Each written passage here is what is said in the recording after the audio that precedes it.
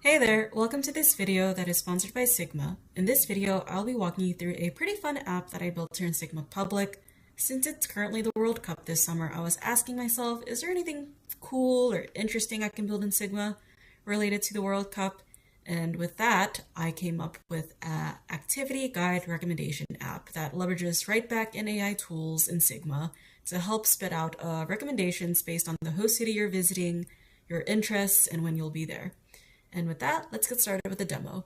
So here we have our welcome screen where you can create an account to log in and access the app. If you try to do it and click on continue with email without putting in your email, you get an uh-oh, you must enter your email to get started. And with that, let's go ahead and make up some email here. I'm just gonna go with ilovesoccer@gmail.com and then click continue with email.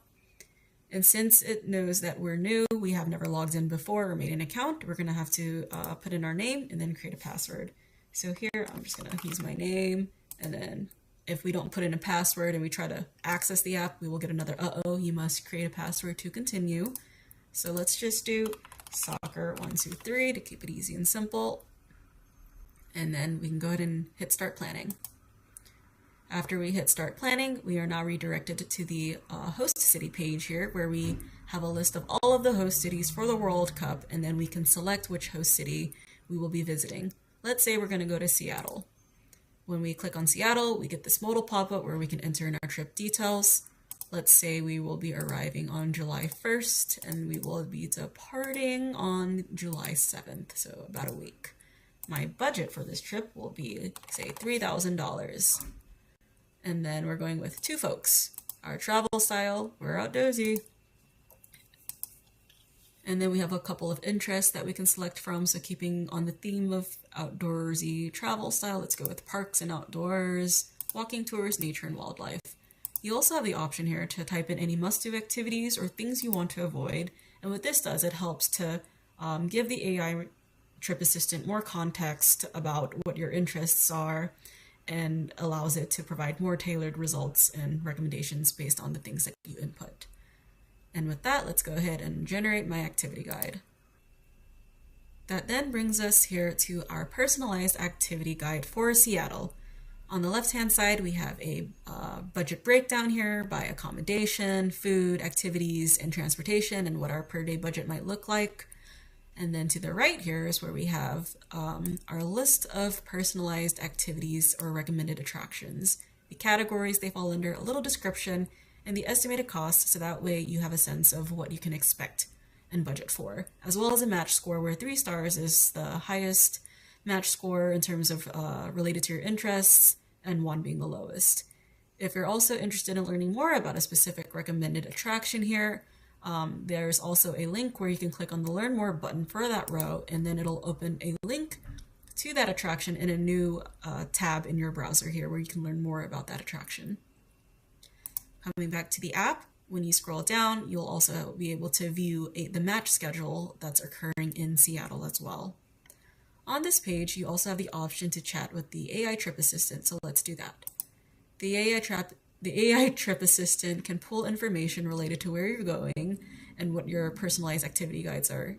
It will also provide a couple of example questions that you could ask, ranging from, what activities will fit in your schedule, do you want to explore your budget more, or if you want a curated itinerary day to day, it can also help you do that.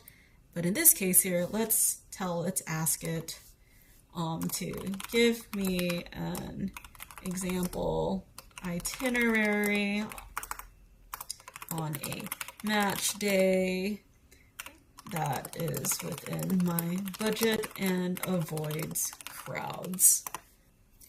And now, while the AI tool is thinking through and generating a response for our question, I did want to note about how I built out the data layer for this app. I utilized Claude to help generate Python scraping scripts to help build out the sample data set. Now, I don't know how to use Python, I don't know how to scrape, but whatever magic Claude did, it was able to do that heavy lifting from pulling venue info, travel costs, and attractions across all the host cities through publicly available data, and structured it how I needed it to be in Sigma. So that way I didn't have to do any of the manual research or formatting myself. And that was pretty cool that it could do that for me. And with that, it looks like our AI trip assistant has finished answering our question. I'm going to maximize the element so that way we can see it better. So here it gave us a sample match day that's budget friendly and crowd free. Things that we can do in the morning, midday, afternoon, daily costs, etc. So this was very helpful when you're trying to plan your trip and want it to make sure that you're within budget. The AI trip assistant can help you sort through those kinds of things. And most importantly, I think it's pretty cool that we can create these kinds of features and interactions in Sigma. And if you're going to be visiting another host city, you can go ahead and click on Create a New Activity Guide. This will bring you back to the host city page where we can go ahead and select another city, put in our details. So let's say for Canada, we're going to be going on the 9th and then coming back July 14th. And then maybe we have a smaller budget for Canada and I'm going solo. Our style, let's say we're interested in food. Interests, I'm just going to go with foods and markets and nightlife and music. And then when we generate, it'll bring us back to our personalized activity guide, but now with recommended attractions for Canada related to food. And if you want to be able to access your previous recommendations for Seattle, you can go ahead and do that here for view recommendation for dropdown, where now you can also select Seattle or back to Vancouver if you'd like. Now, if you log out of the app, I just want to show you that since we've already created an account, you can log back in and access your saved recommendations. So what was the email I used? I think I used ilovesoccer@gmail.com. Let's continue.